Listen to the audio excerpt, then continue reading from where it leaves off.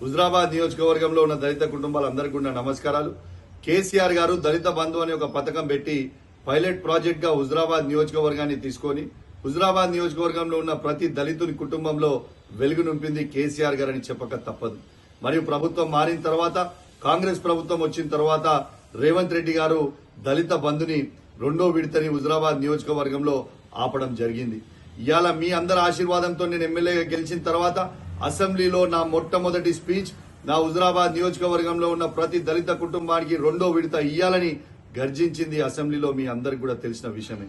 అదే విధంగా కరీంనగర్ జెడ్పీలో కూడా మంత్రి పొన్నం ప్రభాకర్ గారిని కలెక్టర్ గారిని కూడా ఖచ్చితంగా మీరు రెండో విడత దళిత బంధు ఇవ్వాలని నిలదీసింది మీకు తెలిసిందే. దాంతో పాటు హుజరాబాద్ నియోజకవర్గంలో ఉన్న నడి బొడ్డున ఆ రోజు మీ అందరి సమక్షంలో ఇవాళ ధర్నా చేసి పోలీసుల లాఠీ దెబ్బలు తిని కేసులు పెట్టింది కూడా మీ అందరికి కూడా తెలిసిన విషయమే.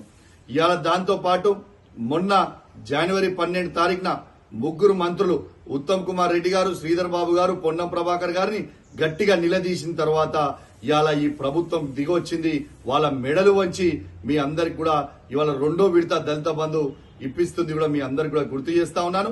మీ అందరికి కూడా ఈ దళిత బంధు రెండో విడత రావడం నాకు చాలా సంతోషకరం.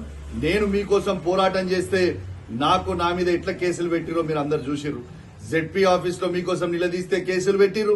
ఇలా మొన్న ముగ్గురు మంత్రుల సమక్షంలో కలెక్టరేట్ లో నిలదీస్తే కేసులు పెట్టిర్రు.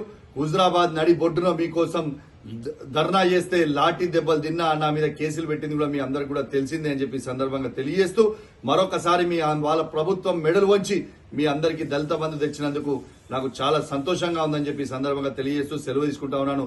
జై తెలంగాణ, జై కేసీఆర్.